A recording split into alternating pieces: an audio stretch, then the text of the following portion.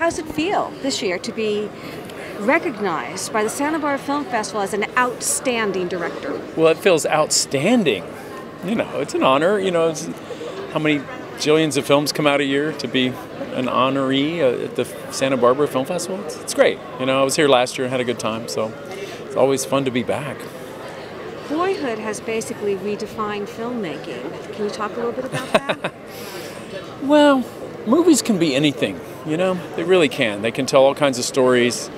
And Boyhood is just one more kind of out there movie, but it's really just trying to, you know, it's trying to communicate and express what it feels like to grow up or to be a parent. And, you know, it has this unique form, but I think what people respond to isn't so much the form, it's how they feel about the people in the movie and those relationships, you know? Well, your audience really developed a relationship. What was it like directing your daughter over 12 years? I always say it was easy. You know, I knew her so well. You know, it's kind of easy to, the way I work, you know, the more intimate, the more, you know, the better I know someone, the easier it is. So it was fun. It was something fun for us to do every year.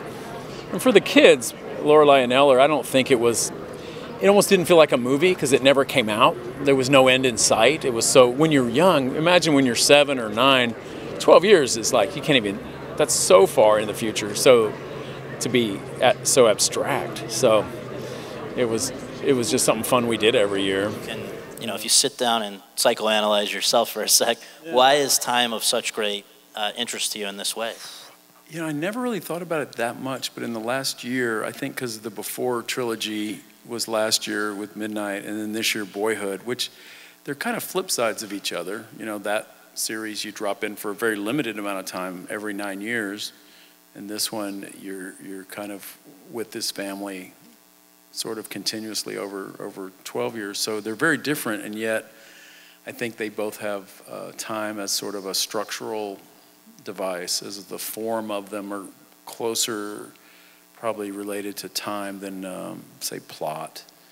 You know, like, I think the realities I'm trying to set up in a story probably don't include a lot of, like, you wouldn't believe it if it had some really unbelievable plot points. You know, I want it to be, the audience to kind of feel like it's real. So, but to me, that's how we all perceive the world. Our lives are real, and it's very much character driven. We're all in a narrative of our own lives, but it just doesn't have a lot of plot to it. So I'm trying to mirror that in my movies. And I don't like plot. My brain doesn't process it. Like, I'm easily confused in movies. I don't understand. So I have my daughters have to explain to me what happened or what it meant. So I'm working around my weaknesses, you know, like you just, simple. I'm a simple storyteller. I want to communicate directly. No, that's great. And